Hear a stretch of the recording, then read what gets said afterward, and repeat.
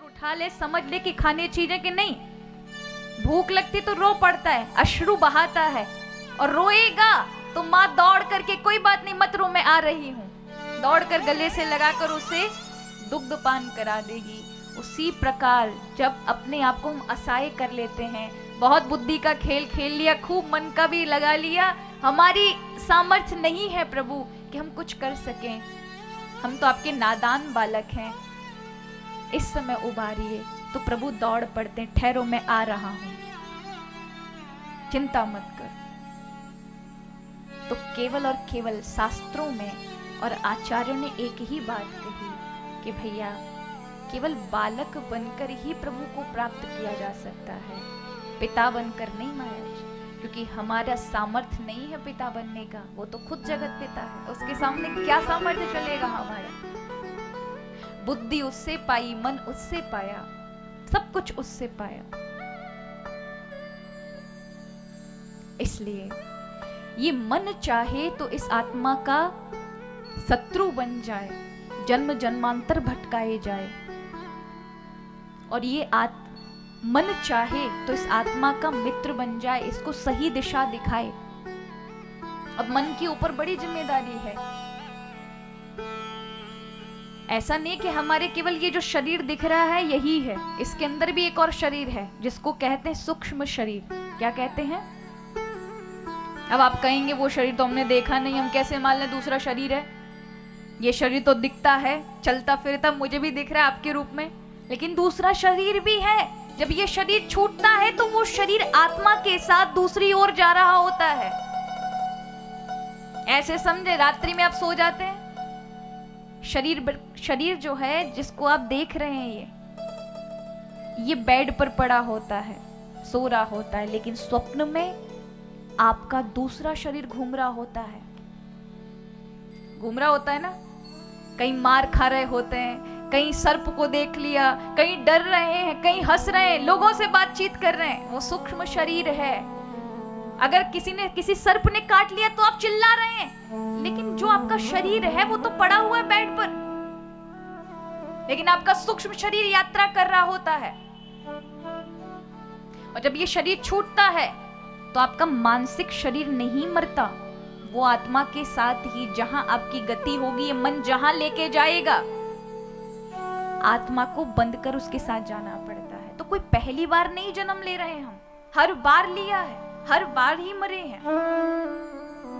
जब नन्हा सा बालक होता है, कोई समझ नहीं होती उस बालक में, कौन उसे बताता है किस तरह से दूध पीना चाहिए?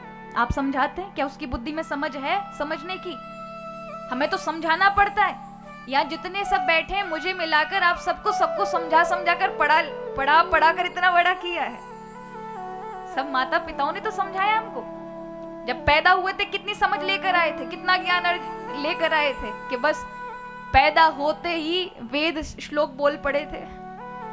सब समझाया गया था, बेटा इसको ऐसे कहते हैं। ये सारे रिश्तेदार समझाए गए थे, ये दादी है, ये दादा, इनके साथ ऐसा व्यवहार, इनके साथ इस मर्यादा में, इनके साथ ये भाषा है, सब कुछ हमने यहीं पर सीखा।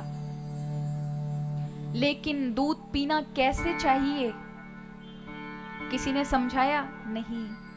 उसको लगाते ही वो पीना आरंभ कर देता है। क्यों? क्योंकि उसके मानसिक विचार पूर्व जन्म के छुपे हैं। और हम कोई पहली बार थोड़ी ना मैया का दूध पीते हैं महाराज, अनंत अनंत जन्मों से पीते चले आ रहे हैं। तो वो अभ्यास हमारे अंदर छुपा हुआ है, इसलिए कोई पहली बार ऐसा नहीं है। अनंत अनंत जन्मों से हमने खूब भागवत कथाएं, सत्संग, धर्म, प्रचार प्रसार सब सुना है।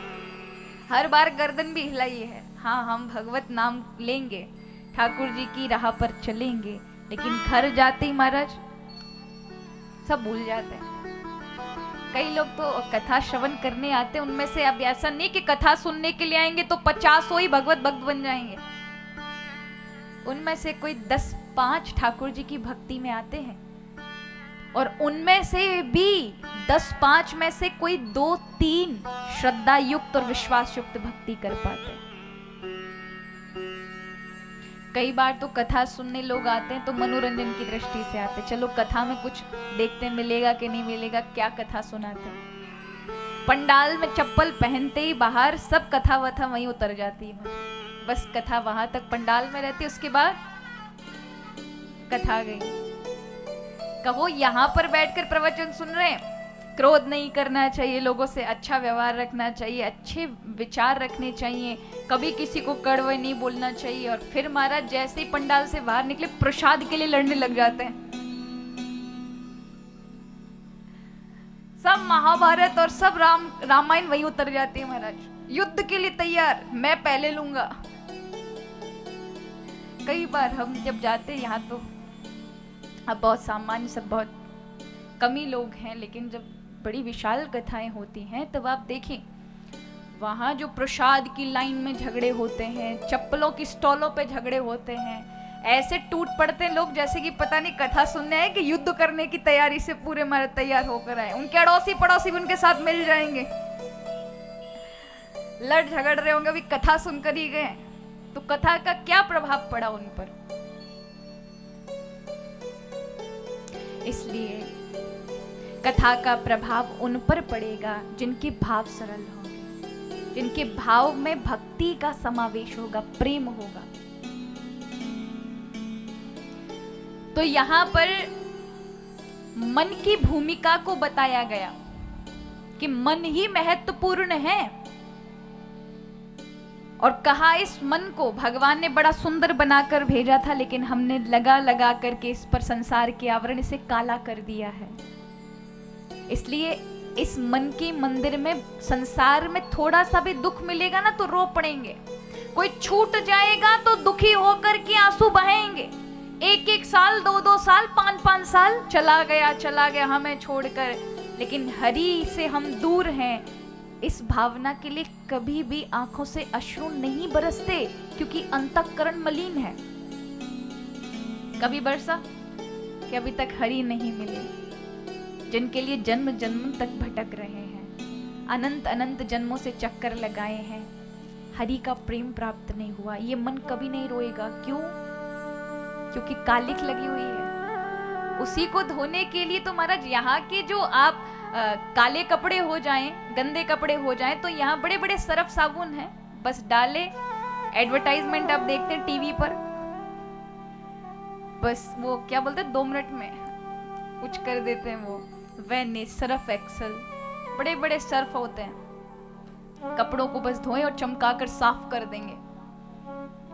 ऐसा ही होता है ना, लेकिन मन तो दिखाई नहीं देता, उसके मैल कैसे साफ करोगे? यहाँ के कपड़े तो आपको दिखाई पड़ जाते, तो आप बस लगा दोगे और 2-4 डंडा मार दोगे, उसमें कपड़ा साफ। आजकल तो वॉशिंग मशीन आ गई, बस डाले, 2-4 बार कुटाई हुई उन कपड़ों की और वो साफ। यही होता है।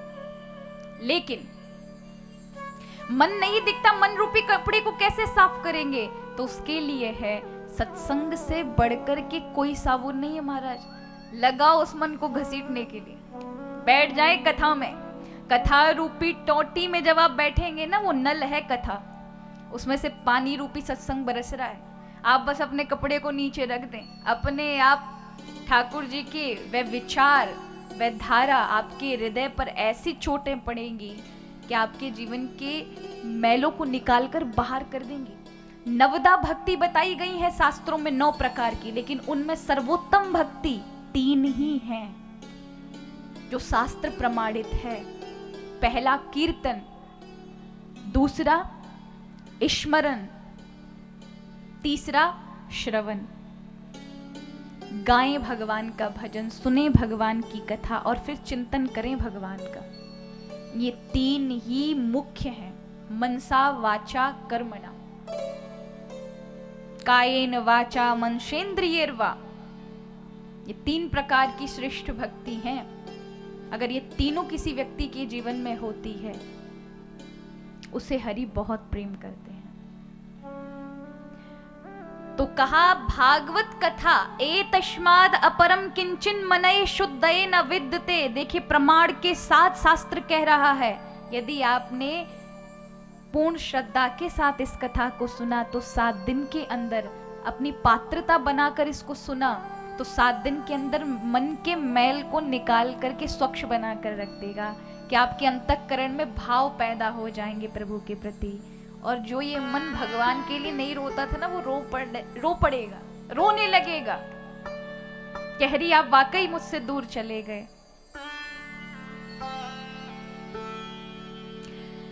तो नैमिषारण्य की भूमि थी इसी कलयुग में, क्योंकि इस कथा को कलयुग के प्रारंभ प्रथम चरण के प्रथम अंश में ऐसे समझे, बस कलयुग प्रारंभ ही था तब श्री सुखदेव जी महाराज ने परीक्षित को ये कथा श्रवण कराई थी। उससे 150-200 वर्ष बाद श्री सूत जी महाराज ने नैमिषारण्य की भूमि पर इस कथा का आयोजन रखा था। अब वहीं हम चल रहे हैं, उसी काल में चलते हैं। 88,000 ऋषि, ये बहुत बड़ी संख्या होती है 88,000। सबके नाम अलग अलग थे, लेकिन उन सभी को सौनकादिक ऋषि कहते थे, क्योंकि उन 88,000 ऋषियों में एक प्रमुख थे, बाकी सब शिष्य थे। तो उन प्रमुख जो गुरुजी थे उन सारे संतों के, उनका नाम सौनक था। तो जितने भी उनके सारे शिष्य हुआ करते थे, उस पूरी मंडली को सौनकादिक ऋषि कहा जाता था। तो ये 88,000 ऋषि यज्ञ करने के लिए बैठे, हजारों वर्षों तक यज्ञ किया, लेकिन कोई फायदा ना हुआ। करते चले आ रहे थे, फायदा इसलिए नहीं हुआ, यज्ञ का फल इन्हें इसलिए नहीं मिला। क्यों? क्योंकि ये सब अभिमान में आ चुके थे। और यज्ञ का कार्य है कि व्यक्ति का मन निश्चल होना चाहिए, जैसे ये भागवत यज्ञ है। आपके मन की भूमिका ही बहुत महत्वपूर्ण है, चाहे आप कोई भी अनुष्ठान करें, कि आप किस प्रकार के भाव लेकर के बैठे हैं। और उन ऋषियों के भाव इस तरह से थे कि उन्होंने सोचा कि मैं ज्यादा भजन करने वाला हूं। कोई संत कहता है नहीं नहीं, मैं ज्यादा त्रिकाल संध्या करने वाला हूं, तीनों समय संध्या करता हूं, वो नहीं करता। एक दूसरे में दोष देख रहे हैं, अभिमान था, मैं इससे बड़ा, मैं याज्ञिक, मैं भक्त। तो वो यज्ञ ने अपना फल नहीं दिया, क्योंकि बराबरी करने के कारण वो फल वहीं समाप्त हो गया। तो जहां जो फल ऋषियों को प्राप्त होता, उस फल से वह आगे के कार्यों को करते थे, सामर्थ्यवान बनते थे, वो उन्हें नहीं मिला। तो उन्होंने ये विचार कर लिया कि ये कलयुग का प्रभाव है। अन्य युगों में हमें फल की प्राप्ति होती थी, लेकिन इस युग में नहीं हुई। और उसका कारण यही है कि हमें कुछ करना चाहिए। विचार कर ही रहे थे कि 20 वर्षीय एक युवा संत वहां आते हैं, और उनका नाम था सूत जी महाराज। उनको देखते ये सारे 88,000 ऋषि खड़े हो जाते हैं, और इन ऋषियों के जो गुरु थे सौनक ऋषि, वो उनको प्रणाम करके बिठाते हैं और कहते, महाराज हम बहुत दुखी हैं। कलयुग का ये प्रभाव है कि जो रात दिन भगवान का भजन करते हैं, उनकी बुद्धि बिगाड़ दी। तो आने वाले कलयुग में तो महान लोग अज्ञानी होंगे। ऐसे में लोग भगवत प्राप्ति कैसे करेंगे? उनके पास इतना समय ही नहीं होगा कि वे इतने वर्षों तक यज्ञ करें, तपस्या करें, साधन करें, अनुष्ठान करें, तब प्रभु की प्राप्ति हो या उनका मन शुद्ध हो। कोई ऐसा कार्य बता दीजिए कि जिसे सुनकर के भगवान के चरणों में निश्चल भक्ति हो जाए, प्रभु प्राप्ति हो जाए। तो श्री सूत जी महाराज कहते हैं कि हे ऋषियों, तुमने बहुत सुंदर प्रश्न किया है। हम सबका जीवन बड़ा अल्प है, और कब तक है? जब तक कि हम काल के चुंगल में नहीं फंसे। जिस दिन फंस गए उसी दिन गोविंदा नमो नमः हो जाएगा महाराज। होता है कि नहीं होता? काल व्याल मुख ग्राश त्राश निर्नाश हेतवे। ऐसे समझे कि अजगर के मुंह में कोई चीज रखी है बीच में, और अजगर मुंह फैलाकर बैठा है, और उसके मुंह के बीचों बीच कोई चीज रखी हुई है। कब तक वो बची है? जब तक कि मुंह खुला है। बंद कर लेगा तो वो पेट में चली जाएगी। उसी प्रकार काल से हम उसी प्रकार बचे हुए, जब तक वो मुंह बंद नहीं करा तब तक जी लीजिए। बंद करते ही पता ना चलेगा। इसलिए कहा कि ऐसे में भगवत भजन करना बहुत आवश्यक है। तो मैं तुम्हें श्रीमद् भागवत कथा श्रवण कराता हूँ, जो मैंने अपने गुरुदेव श्री शुकदेव जी के मुख से श्रवण की थी। तो 6 प्रश्नों के प्रश्न किए हैं सूत जी सौनकादिक ऋषियों ने कि व्यक्ति का लक्ष्य क्या है, व्यक्ति का लक्ष्य क्या है, क्यों व्यक्ति पैदा होता है, किस लिए पैदा होता है, क्या करना चाहिए उसे, मुख्य श्रेय क्या है, लक्ष्य क्या है, और उस लक्ष्य के लिए उस व्यक्ति को क्या करना चाहिए, दूसरा प्रश्न। तीसरा, भगवान तो विराट स्वरूप है, फिर वो इंसानों के स्वरूप में या नाना प्रकार के विभिन्न अवतारों में कभी पशु बनकर आते, कभी कुछ बनकर आते, कभी बौने बनकर आते, कभी मछली बनकर आ जाते हैं, कभी कश्यप बनकर आते हैं, कभी नरसिंह रूप धारण करके आते, कभी परशुराम बनते, कभी राम बनते, कभी कृष्ण। तो इतने नाना रूप के अवतार प्रभु क्यों लेते हैं? प्रभु के अब तक कितने अवतार हुए?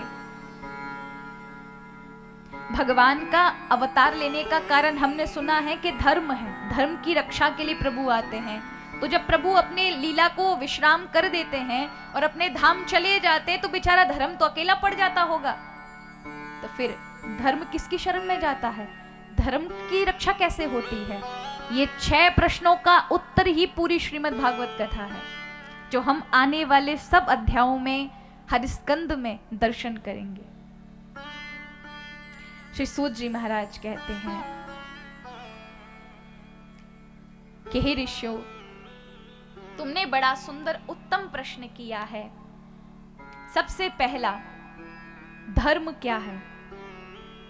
पहला प्रश्न, भगवान के प्रति संवई पुंसा परम धर्मो हतुर्भक्ति अदोक्षजे। सबसे श्रेष्ठ धर्म वो है जिसमें भगवान से प्रेम हो जाए। जिस भी धर्म को आप अब अगर आप देखें तो हमारे वेद शास्त्रों को देखें, वेद शास्त्रों में यज्ञों का, नाना प्रकार के अनुष्ठानों का वर्णन है कि आप ये कार्य करेंगे तो आपको ये फल की प्राप्ति होगी, आपने इतने यज्ञ कर लिए तो आप ये बन जाएंगे। लेकिन कार्य ये है, क्योंकि हम सभी स्वार्थी लोग हैं, ये सच्चाई है। बिना स्वार्थ के हम कभी किसी चीज में अपना समय बर्बाद करना नहीं चाहते हैं। करना चाहते हैं, अगर ठाकुर जी से भी कुछ ना मिल रहा होता ना तो कोई भगवान का भजन ना करता महाराज। इसलिए वेदों को पता था ये टेढ़े मेढ़े सीधे साधे ऐसे नहीं चलेंगे। इनको अगर सीधे बोल दिया कि ऐसे रास्ते पर सीधे जाना है तो ये नहीं चलेंगे, प्रभु से प्रेमी नहीं होगा। क्यों? क्योंकि जब तक इनका मन तो संसार के भोगों में, और जब तक ये भोगों की लालसा रखेंगे तो भगवान के मार्ग में नहीं चलेंगे। इसलिए टेढ़ा मेढ़ा करके लेके जाना है भगवान के चरणों तक। तो वो कहते अगर ऐसा करो तो ऐसे यज्ञ से आपको ये प्राप्ति होगी। लेकिन कार्य यही है, चाहे टेढ़ा मेढ़ा इधर उधर घुमा के लेके जाए, लेकिन सबका कार्य केवल भगवान के चरणारविंद हैं। अन्य शास्त्रों में भी टेढ़ी मेढ़ी गली से आपको सीधे जैसे तैसे कि आप ये कार्य करेंगे तो आपको ये फल की प्राप्ति होगी। कम से कम भगवान के अनुष्ठान में मन तो लगाओगे। लोभ ही सही, किसी भी प्रकार से सही, आपका मन तो भगवान में लगेगा।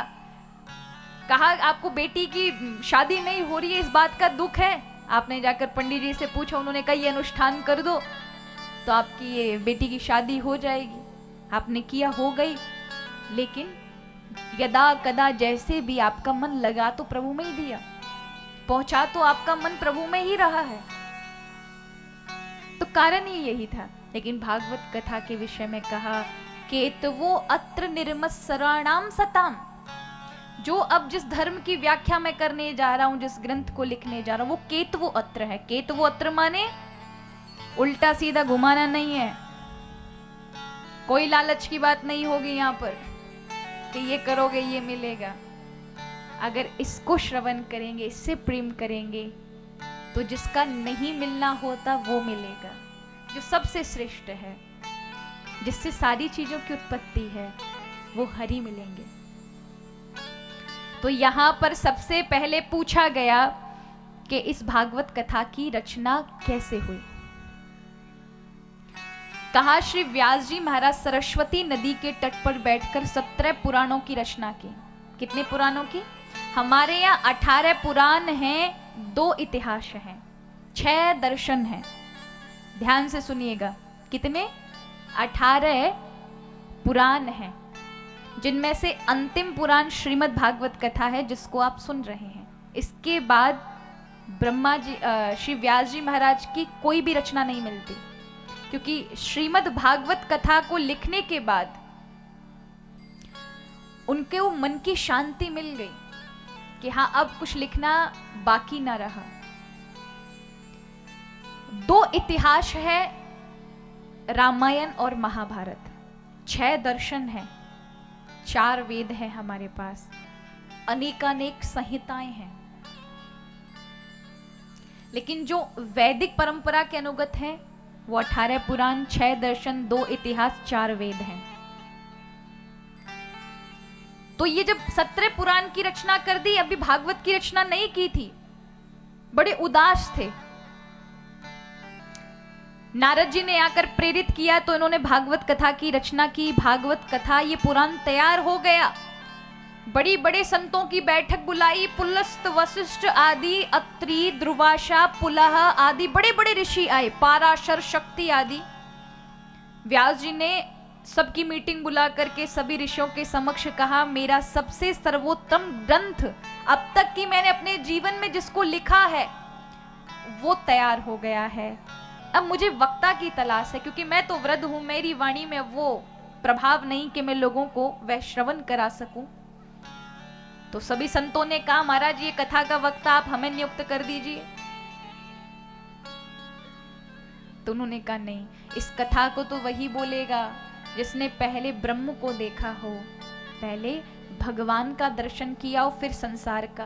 अब सारे ऋषि मौन हो गए महाराज, क्योंकि गर्भ में निकलते ही पूरे संसार का ही दर्शन होता है, भगवान का थोड़ी ना होता है। वो तो फिर बाद की प्रक्रिया है कि आप भगवत कार्य में लगेंगे, लेकिन सबसे पहले तो संसार ही मिलेगा। अब ये देख करके तो बड़ा आश्चर्य हुआ महाराज, ऐसे तो कौन कथा कह पाएगा, ये कथा फिर कैसे वक्ता इसका मिलेगा। व्यास जी ने कहा, जो हमारी वाणी से निकल गया वो सत्य ही है, आएगा ऐसा वक्ता। सब संतादि, सब ऋषि मुनि लौट गए, इन प्रतीक्षा करने लगे, इस कथा का वक्ता कौन, कब आएगा, ये कथा हम श्रवण कब करेंगे। और कहते हैं, ये जो नारद जी हैं, नारद बाबा का आप सबने नाम सुना होगा।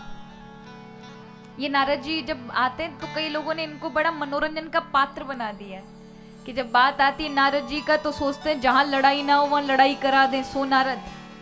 पर ऐसा नहीं है, ये नारद जी का अपमान है। नारद जी जैसा वैराग्यवादी, नारद जी जैसा भक्ति सिद्धांत वाले ऋषि, संगीतज्ञ, भगवत भजन करने वाले, निष्ठा कर्तव्य का पालन करने वाले केवल और केवल नारद हैं। हमारे ब्रज के एक संत कहते हैं नारद जी के बारे में, जिसकी बात कभी रद्द ही ना हो, वाको नाम है नारद महाराज। जिसकी बात ठाकुर जी कभी रद्द ना कर सके, उसका नाम नारद। एक और बात है, नारद जी का दर्शन चाहे असुर को हो जाए, देवताओं को हो जाए, यक्ष को हो जाए, किन्नर को हो जाए, जिसको भी नारद का दर्शन हो गया, ये बात सत्य है कि उसे नारायण का दर्शन उसी जीवन में होना है। ये उनके दर्शन का प्रमाण है। प्रवचन का क्या होगा महाराज, जिसके दर्शन का ये प्रमाण है कि चाहे वो कैसा भी हो, उसकी पात्रता नहीं है भगवान के दर्शन करने की, लेकिन उसने नारद का यथा कथा कैसे भी दर्शन कर लिया, उसे नारायण ने दर्शन देने ही देने हैं। अब आप किसी भी व्यक्ति का जीवन उठाकर देख लें, जिसने नारद का दर्शन किया होगा उसे नारायण का दर्शन होना ही होना है। तो ये नारद भगवान के मन से पैदा हुए हैं। किससे पैदा हुए हैं? मन से। भगवान का मन जब कुछ चाहता है तो नारद जी से हो जाता है। आज भगवान का मन चाह रहा था, भागवत कथा तैयार हो गई है, रचना पूर्ण रूपेण तैयार है, लेकिन कोई वक्ता नहीं आया और बस ऐसा सोच ही रहे थे। एक चेष्टा करने का प्रभु का मन हुआ और नारद जी चल पड़े। आज कैलाश पर्वत की ओर निकल रहे हैं, हाथ में वीणा ले रखी है, नारायण नारायण नारायण नारायण कहते हुए कैलाश पर्वत पर आए। पार्वती जी बैठी थी। पार्वती जी ने देखा देवर्षि नारद आए हैं, बोले प्रणाम महाराज। बोले देवी हमें भोलेनाथ से मिलना है। बोले वो तो अभी है नहीं यहाँ पर। कहाँ गए हैं? बोले किसी वार्ता को लेकर यहाँ से गए हैं, किसी विशेष चीज पर उन्हें चर्चा करनी है नारायण भगवान से, तो वहां गए हैं। बोले अच्छा तो फिर हमारा क्या काम, हम चलते हैं। जाने लगे तो पार्वती जी ने कहा महाराज कुछ देर रुक जाइए, हो सकता है प्रभु आ रहे हो, क्योंकि बहुत समय हो गया है गए हुए। आप बैठ करके मेरे साथ कुछ बातचीत कर लीजिए, बताइए आप संसार में घूमते हैं, आज क्या खोज खबर है, संसार में क्या चल रहा है। नारद जी कहते हैं देवी क्या बताएं पार्वती, संसार में अब हमने घूमना फिरना ही बंद कर दिया, सब झूठे नाटक हैं, कहीं कोई प्रेम प्रेम नहीं, बस सब प्रेम प्रेम का नाटक करते हैं पर कहीं प्रेम नहीं। मन में बोलते हैं आज ही आइए, नमस्ते नमस्ते, आइए चाय पियेंगे, मन में चल रहा होता है मेरी गली है तुझे बताऊंगा, मन करता है इसका सर फोड़ दे, मुंह में राम बगल में छुरी, कब आक्रमण करने किसी का पता नहीं है।